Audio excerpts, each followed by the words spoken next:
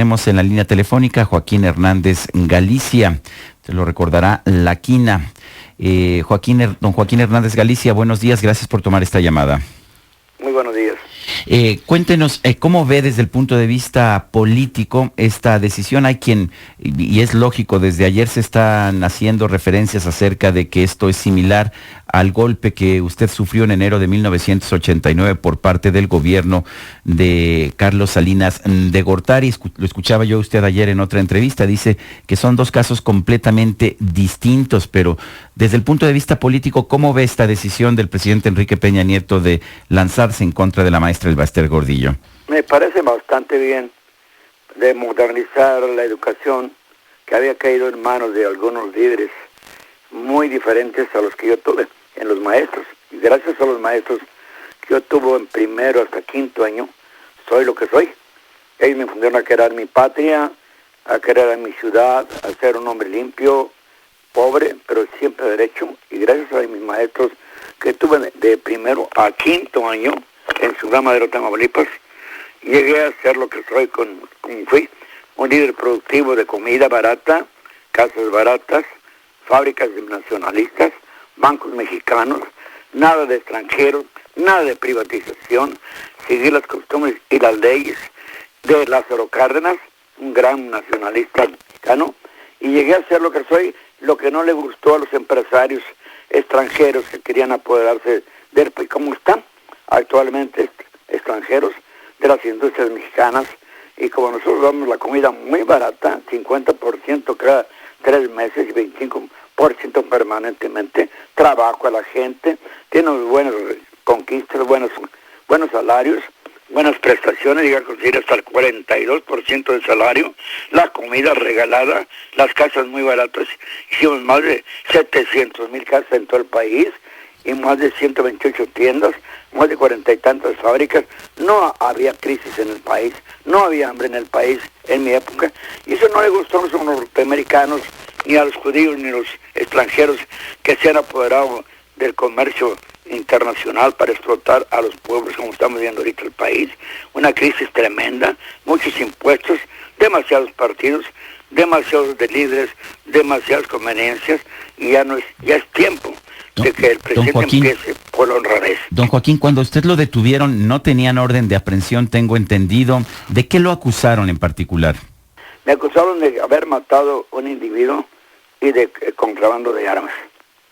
Esa fue la acusación que inventó el gobierno de Salinas. ¿Es verdad que, como tanto se ha dicho, que le sembraron al muertito? Así es, porque nunca lo probaron, porque no las actas, no aparecen las fotografías, ni los periódicos. Lo mataron, era un agente federal que había demostrado que la elección de Cuauhtémoc era la caída del sistema, ¿verdad? No era cierto, que demostró que Miguel de la Madrid tenía muchos problemas, tenía muchas ganancias en la bolsa, y entonces como tenía pruebas muy contundentes, Cuello Trejo, por orden de Salinas, lo mandó a matar ahí en Ciudad Juárez, Chihuahua, con un culatazo que le dio un soldado, y claro, como yo no tenía la orden de aprehensión de contrabando de armas, y la ley en aquel tiempo no castigaba más que hasta 12 años los contrabandos de armas, inventaron echarme el muertito aquí en mi casa, pero en papeles, no en la realidad. Y gracias a eso me fregaron con 14 batallones, pero nunca me acusaron de ratero, jamás, por más que le escarbaron en el extranjero. Hay robos de gente que estoy investigando, que sí robó, estando en migración, colectando unos puestos que yo les conferí, y en eso ando. Y los fideicomisos que formé a favor de los trabajadores, que hoy quiero rescatar y que no me ha dejado el gobierno de Salinas, Cedillo, Fox y Calderón. Voy a ver si ahora sí, porque quiero ayudar a mucha gente, como lo hice antes. Don Joaquín, usted dice, me fregaron. ¿En el caso de Elba Ester Gordillo también la fregaron? No, bueno, el caso de Elba Ester Gordillo cometió muchos errores. Se convirtió al sindicato en un instrumento político, pero no nomás a un solo lado. Negociaba, como yo me di cuenta, los pueblos que en Tamaulipas, las diputaciones, los regidores, los gobernadores, la presidenta de la República. Había convertido el sindicato en un instrumento de ella, no de la organización, para gestionar puestos políticos y muchas riquezas. Y su pasado no es muy bueno. Empezó traicionando a Fongitud, Y el que empieza traicionando, termina traicionando. ¿Ya era hora de que la detuvieran? Ya era hora. La maestra se había pasado ya de un liderazgo a un cacicazgo, totalmente, que perjudicaba a los maestros en su forma general. Se dice que se está cumpliendo no alguna justicia, se ha dado muchas lecturas, que no es un acto de justicia, que es una acción política. ¿Usted cómo lo ve? Pues lo veo de las dos partes. Era necesario parar ese comercio que a ella le beneficiaba, político, económico, como le están descubriendo muchas cuentas bancarias, que a mí nunca, por más que le buscaron, jamás dejé un peso de los trabajadores a favor mío, todo a favor del sindicato. Ella lamentablemente cometió muchas sinvergüenzadas que están escondiendo, y era tiempo que le pararan el alto. El precio lo que hizo el presidente Peña, lo aprecio, creo que lo está haciendo bien. Claro, que hay alguna cosa ahí también por ahí de política, ¿no? Pero está haciendo bien meter a la cárcel a una señora que se desvió de la educación para convertir un sindicato valioso, hermoso, honrado, en el fondo de todos los maestros, ¿verdad? Lo convirtió en un instrumento político para ella. ¿Podríamos esperar, o usted qué espera que continúen las investigaciones en contra de otros líderes sindicales que se ha mencionado que también se han enriquecido de manera sospechosa?